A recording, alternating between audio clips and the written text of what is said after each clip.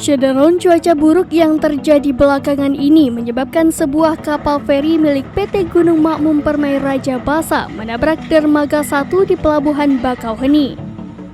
Kejadian kapal feri menabrak dermaga 1 tersebut terjadi pada 3 Juli 2022. Viral detik-detik kapal feri tersebut menabrak dermaga 1 Pelabuhan Bakauheni, Lampung. Dalam video tersebut, tampak petugas pelabuhan sudah memberikan isyarat agar kapal tersebut berhenti. Namun karena tidak dapat dikendalikan akibat arus laut, kapal tersebut menabrak dermaga yang mengakibatkan satu vendor penahan kapal hancur.